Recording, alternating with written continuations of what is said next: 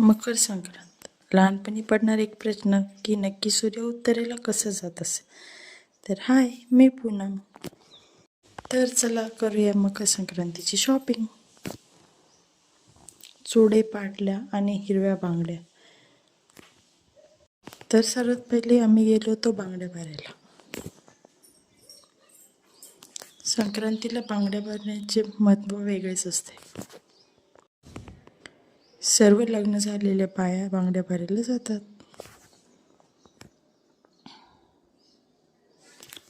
बघा काकांचे स्किल, त्यांचा बांगड्या भरायचा एक्सपिरियन्स. मग आम्ही आम्हाला आवडलेल्या बांगड्या भरल्या.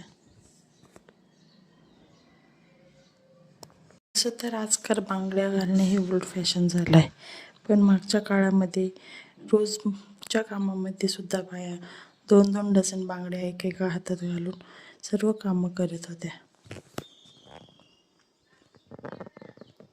आणि सणासाठी बांगड्यांमध्ये इतक्या व्हरायटी येतात की आपल्याला निवडणेसुद्धा मुश्किल होते. मग संक्रांतीसाठी महत्त्वाची गोष्ट म्हणजे तिळगुळ. तिळगुळ घ्या आणि गोड गोड बोला. तिळगुळ घेऊन आम्ही विड्याची पाने घेतली. मग हळद कुंकू,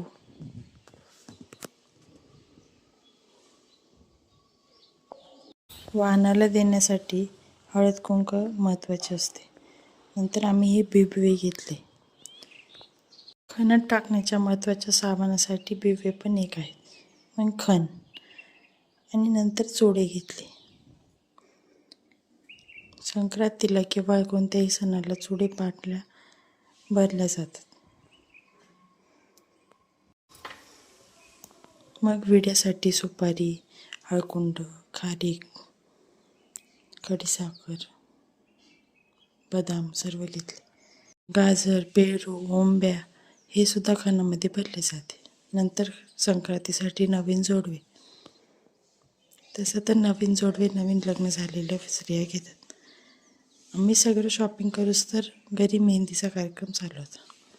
नंतर शेवटची गोष्ट म्हणजे साडी. तर तुमची संक्रांतीची शॉपिंग झाली का नाही? मकर संक्रांत. लहानपणी पडणारा एक प्रश्न की नक्की सूर्य उत्तरेला कसं जात असेल. तर हाय, मी पूनम.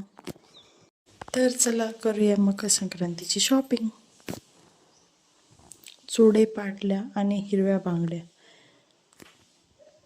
तर सर्वात पहिले आम्ही गेलो होतो बांगड्या भरायला. संक्रांतीला